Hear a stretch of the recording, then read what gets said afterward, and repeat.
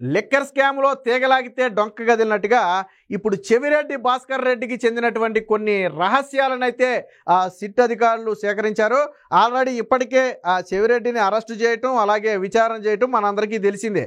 So already ఈ process నడుస్తుంది. చెవిరెడ్డి అనుచరులను కూడా ఇటీవల పక్క రాష్ట్రంలో ఎక్కడో దొరికితే పట్టుకుని వచ్చారు, వారిని కూడా అదుపులో తీసుకున్నారు. ఇదంతా జరుగుతుంది. అయితే తాజాగా సిట్ అధికారులు గతానికి చెందినటువంటి కొన్ని విషయాల మీద కూపీ లాగితే ఒక్కొక్కటిగా తీగలాగితే డొక్క గదిలినట్టుగా మొత్తం దీని లింక్ అంతా కదులుతూ వచ్చింది. లిక్కర్ స్కామ్కి సంబంధించిన లింక్ అంతా.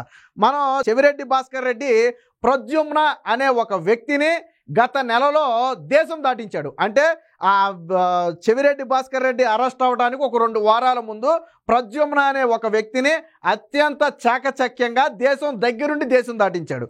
ఎక్కడికి పంపేశాడు అంటే దుబాయ్కి పంపేశాడు. సో ఎందుకు పంపాడు అనే కథలోకి మనం వస్తే కొద్దిగా వెనక్కి వెళ్ళాలి. ఏంటి, ఎన్నికల సమయంలో అంటే మే 9, 10వ తారీఖుల్లో హైదరాబాద్ నుంచి వస్తున్నటువంటి కొంత సొమ్మును ఎన్నికల అధికారులు చెక్ పోస్ట్ వద్ద పట్టుకున్నారు. గరికపాడు చెక్ పోస్ట్ వద్ద పట్టుకున్నారు. ఎంత పట్టుకున్నారు అంటే 8.36 కోట్లు, అంటే సుమారుగా 8.5 కోట్ల రూపాయలను పట్టుకుంటే పట్టుకొచ్చిన వాళ్ళు పరారైపోయారు. ఎప్పుడైతే వాళ్ళు వాహనాన్ని సీజ్ చేసి ఓపెన్ చేసి చూశారో వెంటనే ఈ వచ్చిన వాళ్ళు పరారైపోయారు. దాంతో ఏం చేశారు, వాహనాన్ని సొమ్ముని రెండింటినీ కూడా సీజ్ చేసి పక్కన పెట్టారు. సాధారణంగా ఆ సొమ్ముకి ఆధారాలు ఉండుంటే వెంటనే ఎవరైనా వెళ్ళిపోయి ఇదిగోండి ఈ సొమ్ము నాది, సో అంత సొమ్ము ఎక్కడి నుంచి తెస్తున్నానంటే ఇదిగో దానికి సంబంధించిన ఆధారాలు ఇవి అని చెప్పి ఆధారాలు సమర్పించి వాటిని రిలీజ్ చేయించుకుని తీసుకెళ్ళిపోవచ్చు. కానీ ఎవరు కూడా రాల. 11 నెలల తరువాత ఒక వ్యక్తి ప్రద్యుమ్న అనే ఒక వ్యక్తి వచ్చాడు బయటికి. ఏమని, అప్పుడు గరికపాడు చెక్ పోస్ట్ వద్ద దొరికిన 8.5 కోట్లు నావేనని చెప్పి ఒక వ్యక్తి బయటకు వచ్చాడు. ఎవరా వ్యక్తి అంటే చెవిరెడ్డి భాస్కర్ రెడ్డికి చెందినటువంటి అత్యంత సన్నిహితుడు. మరి ఎందుకు వచ్చాడు అని అసలు విషయానికి వస్తే ఈ సొమ్ము లిక్కర్ ముడుపుల ద్వారా సేకరించినటువంటి సొమ్ము. మనం మాట్లాడుకున్నాం కదా, డెన్లలో డబ్బులు దాచారు అని. ఆ ఒక డెన్న నుంచి కొంత మద్యం ముడుపుల సొమ్ములను ఎన్నికలలో పంచడం కోసం చెవిరెడ్డి భాస్కర్ రెడ్డి తెప్పిస్తున్న సమయంలోనే దొరికింది.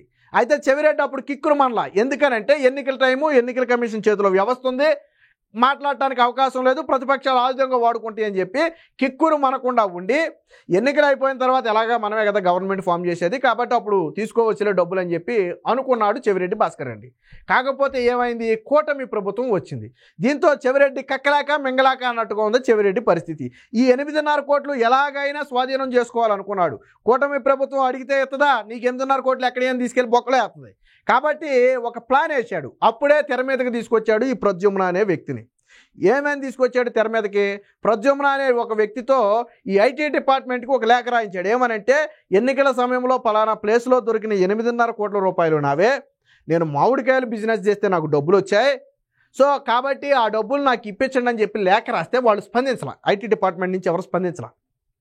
చెవిరెడ్డి ఏం చేశాడు, ఇలా కాదు వీళ్ళు ఎవరని చెప్పి కోర్టు నుంచి నరుక్కొద్దామని చెప్పి చెవిరెడ్డి కోర్టులో ఒక పిటిషన్ వేయించాడు. ప్రద్యుమ్న చేత ఒక పిటిషన్ వేయించాడు. సార్ ఆ డబ్బులన్నీ నావే, నేను మామిడికాయలు అమ్ముకుంటే నాకు వచ్చినాయి, నేను ఈ విషయాన్ని చెప్పినా కానీ నా డబ్బులు నాకు ఇవ్వట్లేదని కోర్టులో పిటిషన్ వేస్తే కోర్టు అంత ఈజీగా వదలదు. కోర్టుకు డౌట్ వచ్చింది, నిజంగా నీ డబ్బులు అయితే నీ దగ్గర ఆధారాలు నిజంగా ఉండుంటే 11 నెలల పాటు ఎందుకు రాలేదు, దాదాపు ఏడాది తరువాత వచ్చే డబ్బులు నావి అని ఎందుకు అంటున్నావు. ఈ కోణంలో కోర్టు ఆలోచించింది. ఇదే సమయంలో సిట్ అధికారులకు అనుమానం వచ్చింది. మొత్తానికి ఎక్కడో తేడా కొడుతుంది, ఈ డబ్బులు ఈ వ్యక్తివి కావు, ఏడాది తర్వాత వచ్చాడు అంటే పక్కా ఆధారాలన్నీ రెడీ చేసుకోవడానికి సమయం పట్టిందేమో బహుశా. సో ఏడాది తర్వాత వచ్చి నా డబ్బులు అంటున్నాడు. ఇప్పటి వరకు కనీసం ఎప్పుడూ కూడా నా డబ్బులు అని బయట ఎక్కడ చెప్పలేదు. ఏంటి కథ అని చెప్పి సిట్ అధికారులు తీగలాగితే తెలిసింది ఏంటంటే, హైదరాబాద్లోని ఒక డెన్న నుంచి మద్యం ముడుపుల సొమ్ములు చెవిరెడ్డి భాస్కర్ రెడ్డి ఆదేశాల మేరకు ఆయన అనుచరులు తెస్తున్న సమయంలోనే గరికపాటి చెక్ పోస్ట్ వద్ద దొరికేశారు. అప్పుడు వాటిని ఎలాగైనా చేజిక్కించుకోవాలని చెప్పి ఈ ప్రద్యుమ్న అనే క్యారెక్టర్ని తెర మీదకి తెచ్చాడు. సిట్ అధికారులు ఎప్పుడైతే దీన్ని పసిగట్టారు అని చెవిరెడ్డి పసిగట్టాడో, ప్రద్యుమ్న దొరికితే బ్రతుకు మొత్తం బస్టాండ్ అయిపోద్దని భయపడి ప్రద్యుమ్నను స్వయంగా చెవిరెడ్డి భాస్కర్ రెడ్డి దేశం దాటించాడు. అది దాటించిన 2 వారాలకి చెవిరెడ్డి భాస్కర్ రెడ్డి అరెస్ట్ అయ్యాడు. సో దీనికి సంబంధించిన వార్త కూడా వచ్చింది, ఒకసారి చూద్దాం.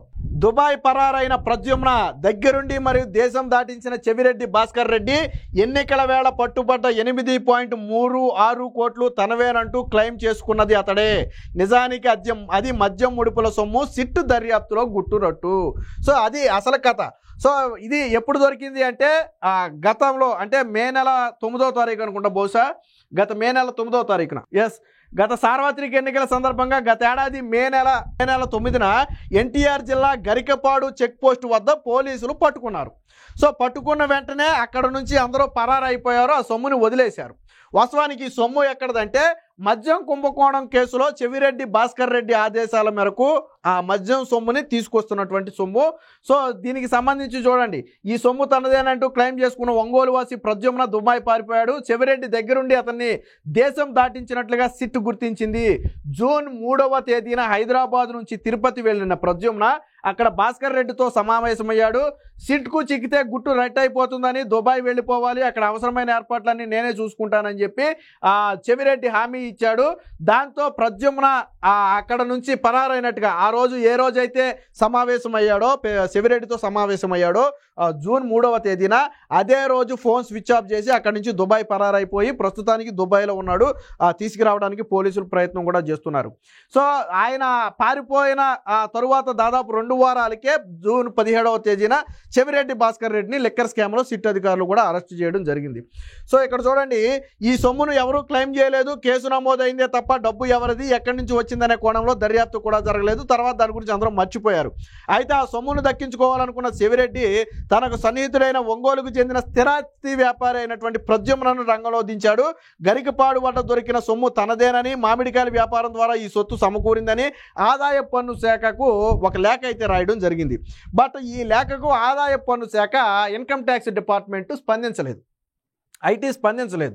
స్పందించకపోతే చెవిరెడ్డి భాస్కర్ రెడ్డి ఊరుకుంటాడా? కోర్టులో వేయించాడు. తీసుకెళ్ళి కోర్టులో వేసిన తర్వాత తీగలాగితే డొంక గదిలినట్టుగా, ఇన్ని రోజులు ఎక్కడికి వెళ్ళావయ్యా, ఆధారాలు ఉంటే నీకు ఏడాది పాటు ఎందుకు పట్టింది క్లెయిమ్ చేసుకోవడానికి అనే కోణంలో కోర్టుకు అనుమానం వచ్చింది. సిట్ అధికారులకు కూడా అనుమానం వచ్చింది. సిట్ అధికారులకు అనుమానం వచ్చింది, దీని మీద కూపీ లాగుతున్నారు అని తెలిసిన వెంటనే ప్రద్యుమ్న అనే వ్యక్తిని ఏం చేశాడు? దుబాయ్ పారిపోయేలా చేశాడు. ఎందుకు ప్రద్యుమ్నను దుబాయే పంపాడు అంటే, ఈరోజు మనకు ఇంకో విషయం కూడా వెలుగులోకి వచ్చింది. ఈ డేటా, లిక్కర్ స్కామ్కు సంబంధించిన ఎంటైర్ బ్యాకప్ డేటా మొత్తం కూడా దుబాయ్ డెన్లో ఉంది. దుబాయ్ డెన్లో ఒక వ్యక్తి, రాజు కసిరెడ్డికి అత్యంత సన్నిహితుడైనటువంటి ఒక వ్యక్తి దుబాయ్ డెన్ నుంచి ఈ మొత్తాన్ని నడపడమే కాకుండా ఈ బ్యాకప్ స్టోరేజ్ మొత్తం కూడా దుబాయ్ డెన్ సిస్టమ్లలో, హార్డ్ డిస్కుల్లో పెట్టడం జరిగింది. బహుశా ఈ వ్యక్తిని కూడా ఇప్పుడు ఆ దుబాయ్ డెన్ ఎక్కడైతే నడిపారో, ఏ వ్యక్తి అయితే నడిపాడో, బహుశా ఆ వ్యక్తి దగ్గరికి పంపేసి ఉండొచ్చు. ఎందుకంటే నువ్వు దుబాయ్ పారిపో, అక్కడ నీకు కావాల్సిన ఏర్పాట్లన్నీ నేను చూసుకుంటా, నా మనుషులు అక్కడ ఉన్నారని చెప్పి చెవిరెడ్డి భాస్కర్ రెడ్డి గత నెల క్రితం చెప్పాడు అంటే, దుబాయ్లో సరే వేరే వాళ్ళు ఉన్నారు, వీళ్ళు ఉన్నారనేది మనకు తెలియదు, కానీ బహుశా అక్కడ పంపించేసి ఉండొచ్చు. ఎందుకంటే లిక్కర్కి సంబంధించిన బ్యాకప్ స్టోరేజ్ మొత్తం దుబాయ్ డెన్లో ఉంది. సో ఇది సిట్ అధికారులు ఈరోజు రాయడం జరిగింది. వాస్తవానికి ఈ ప్రద్యుమ్న హైదరాబాద్లో స్థిరాస్తి వ్యాపారం చేసుకునేవాడు. ఈ చెవిరెడ్డితో పరిచయాలు పెరిగిన తర్వాత తన కార్యాలయాన్ని ఎక్కడికి తీసుకొచ్చాడంటే తిరుపతికి తీసుకొచ్చాడు. సో ఈ కోవలోనే వీరిద్దరి మధ్య సన్నిహిత సంబంధం ఏర్పడింది. ఆ తరువాతే, ఎందుకంటే ఇప్పుడు అంత డబ్బుకి లెక్క చెప్పాలంటే ఖచ్చితంగా వ్యాపారంలో గోల్డ్లో లేకపోతే ఇంకోటో నిర్వహించే వాళ్ళు అయితే లెక్క చెప్తారు. మీరు నేను లెక్క చెప్పలేం కదా. సో ఆ స్థాయిలో అంటే రియల్ ఎస్టేట్ వ్యాపారాలు ఇంకోటో చేసేవాళ్ళు మాత్రమే లెక్క చెప్పగలరు. అందుకనే స్థిరాస్తి వ్యాపారం చేస్తున్నటువంటి ప్రద్యుమ్నను రంగంలో దింపి వీటిని తిరిగి స్వాధీనం చేసుకోవాలని ప్లాన్ చేస్తే సిట్ అధికారులు ఎప్పుడైతే ఎంటర్ అయ్యారో మొత్తం బెడిసి కొట్టింది. ఎప్పుడైతే బెడిసి కొట్టిందో భయపడిన చెవిరెడ్డి భాస్కర్ రెడ్డి ఈ ప్రద్యుమ్న అనే వ్యక్తిని స్వయంగా తానే దగ్గరుండి దేశం దాటించి ఆ తర్వాత ఈయన శ్రీలంక పారిపోతుంటే దొరికిపోయాడు. ప్రద్యుమ్ననేమో దుబాయ్ పంపేశాడు, చెవిరెడ్డి మాత్రం శ్రీలంక పారిపోవాలనుకున్నాడు. ఆ కోవలోనే పోలీసులు అరెస్టు చేయడం కూడా జరిగింది. ఏది ఏమైనా మొత్తంగా ఈ లిక్కర్ స్కామ్కు సంబంధించి సిట్ అధికారులు మొత్తం కూపీని ఒక్కొక్కటిగా బయటకు లాగుతున్నారు.